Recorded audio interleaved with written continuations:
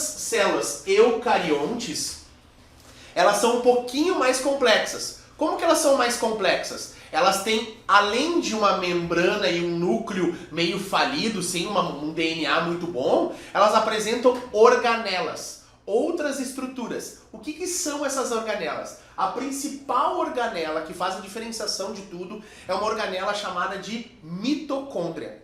Então a mitocôndria, se nós formos buscar na origem mesmo da vida, a mitocôndria seria uma espécie de célula que foi capaz de metabolizar, de utilizar o oxigênio para a produção de energia. O que acontece quando eu tenho dentro de um ambiente células que se dão bem com oxigênio e células que não se dão bem com oxigênio? As que não se dão bem morrem e as que se dão bem se adaptam e evoluem. Dentro dessa história toda, em algum momento da nossa vida, da evolução, as células eucariontes, elas foram invadidas por estas células conhecidas como mitocôndrias. Então, a teoria sobre isso é que houve uma invasão mitocondrial nas células procariontes, nas células menos estruturadas, para que essas mitocôndrias pudessem consumir oxigênio e ao mesmo tempo gerar energia para suas hospedeiras. Ou seja, elas continuavam tendo uma proteção celular e trabalhavam em conjunto. Aquilo que nós conhecemos na literatura como simbiose. Vocês já devem ter ouvido falar nisso a respeito de simbiose no filme Homem-Aranha e o Venom. O Venom é aquela estrutura que vem, o extraterrestre que vem de outro planeta, e ele entra em contato com o Peter Parker e ele assume a identidade do Peter Parker, começa a trabalhar em simbiose, em conjunto. Ele, junto com o Peter Parker, torna o Peter Parker mais forte e ao mesmo tempo consegue sobreviver. É exatamente isso que aconteceu com as mitocôndrias e as células menos evoluídas. As mitocôndrias ajudaram as células menos evoluídas a sobreviver. Em troca disso, as células menos evoluídas protegiam as mitocôndrias. Então agora nós temos as células eucariontes, que têm núcleo um pouco melhor definido e as primeiras organelas. Quem é a primeira organela? A mais importante, a que determina a evolução metabólica? A mitocôndria. Então essa teoria toda da evolução do processo de vida passa por esses pontos. O surgimento das primeiras células procariontes. Essas procariontes são seres anaeróbios que não usam oxigênio, produzem CO2. As eucariontes, elas são células agora aeróbias, pois usam o oxigênio. Qual o oxigênio que elas usam? Este oxigênio aqui, produzido pelas plantas e que atacariam as procariontes.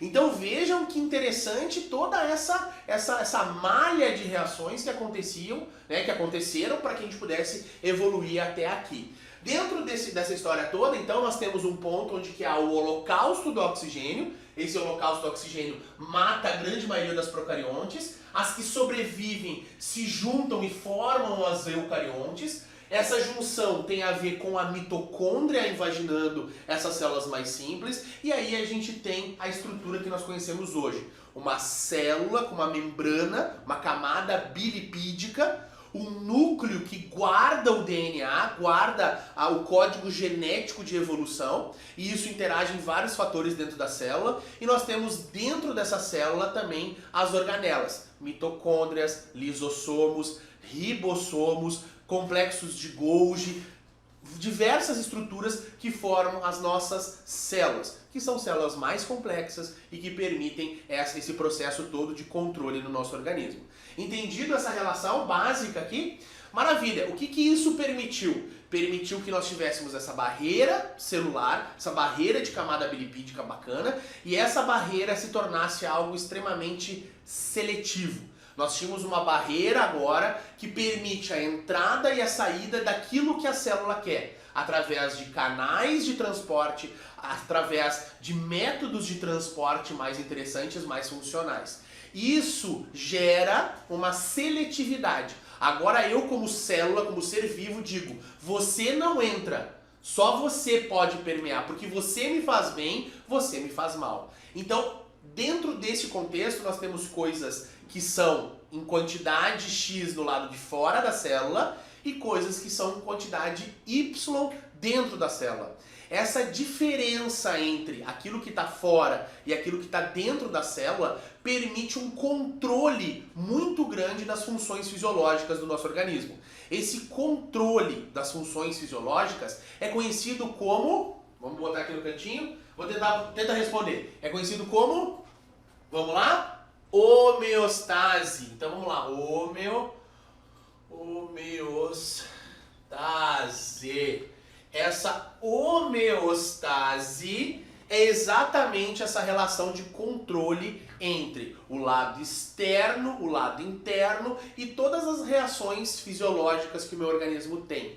Em alguns livros de fisiologia, esse termo homeostase, ele é traduzido um pouquinho errado. Ele é chamado de equilíbrio entre as células. Não existe equilíbrio. Equilíbrio geralmente nos remete a uma linha reta, né? Uma linha reta. Nós não temos uma linha reta. Nós temos uma linha onde nós temos uma flutuação, uma zona de flutuação. Que zona de flutuação é essa? Bom, eu tenho uma faixa homeostática. Eu tenho lá uma variação possível dos meus níveis. Níveis de quê? Das reações fisiológicas que nós temos. Frequência cardíaca, pressão arterial, hidratação, desidratação, hormônios e assim por diante. Essa variação, essa faixa de probabilidade de variação que é chamada de homeostase. Então eu tenho uma flutuação entre os processos fisiológicos em uma faixa dita segura, dita normal, né? Isso é a homeostase, é essa zona de flutuabilidade de coisas que estão dentro de uma faixa normal de reação.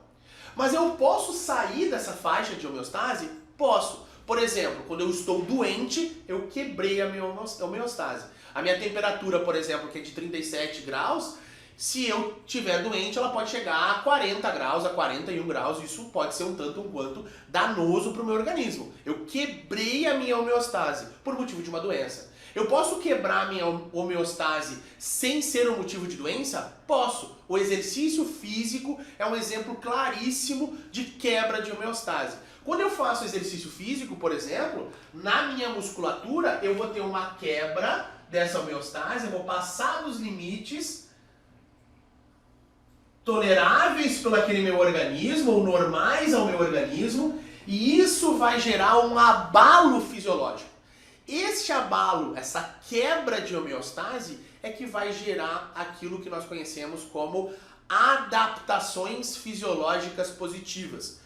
É exatamente quebrar este processo homeostático, essa zona homeostática, que vai fazer com que o meu organismo saia de uma zona de conforto e passe a gerar adaptações. Então agora eu tenho uma faixa que era assim de homeostase, devido ao estímulo eu aumentei essa faixa de homeostase. O meu organismo agora está mais forte, está com um sistema imunológico melhor, está com mais células de transporte de sangue, está com uma capacidade cardiorrespiratória maior, está com uma força muscular maior, enfim, aquilo que vocês entenderem como isso. Então, o exercício físico dentro desse contexto todo, ele é nada mais, nada menos do que um agente estressor, um agente quebrador de homeostase.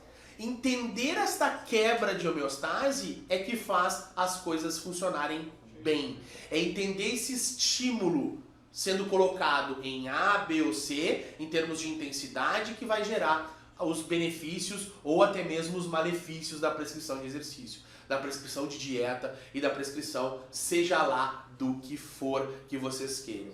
Então, a gente fez esse primeiro apanhado aqui a respeito de célula, a respeito de homeostase, para a gente pudesse recapitular algumas coisas, entendido? Dentro disso aqui, dessa primeira aula, nós temos um texto em forma de e-book para vocês. Vocês podem ler esses textos, vocês podem não, vocês devem ler esse texto. Esse texto, ele complementa com alguns detalhes, requintes de detalhe mais interessantes a respeito desse assunto, tá? E nós também temos um vídeo animado com animações que fala exatamente essas informações aqui para vocês. Então, esse é o nosso modelo de aula quadro branco. Nós temos o auxílio do e-book e também do vídeo animado aí para você que está em casa. Ok? Espero que tenha gostado dessa primeira aula. Nós estamos nos adaptando aqui com tudo para ver como é que as coisas vão funcionar, mas eu acho que foi interessante a gente desenhar algumas coisas do quadro. Eu quero que vocês então entendam, guardem aqui para nós dessa nossa videoaula, é o que? Nós tínhamos células procariontes, que eram anaeróbias, eucariontes, que eram aeróbias. Nós temos a produção de CO2, oxigênio é oxidante do meio e homeostase não é uma linha reta, é uma flutuabilidade de reações. Quando eu quebro essa homeostase, eu posso fazer coisas boas ou coisas ruins. Depende muito de como e com o que eu quebro essa homeostase. Entendido isso? Espero que tenha gostado. Um abração do Dr. André Lopes. Te vejo no próximo vídeo a respeito de... O que vai ser o próximo vídeo, Alan? Transferência de energia. Na sequência do curso, nós vamos falar sobre teoria do caos, sobre entropia, sobre um monte de bobagem que as pessoas falam nas redes sociais e nas aulas de graduação, e a gente vai corrigir tudo isso para você aí em casa. Até mais!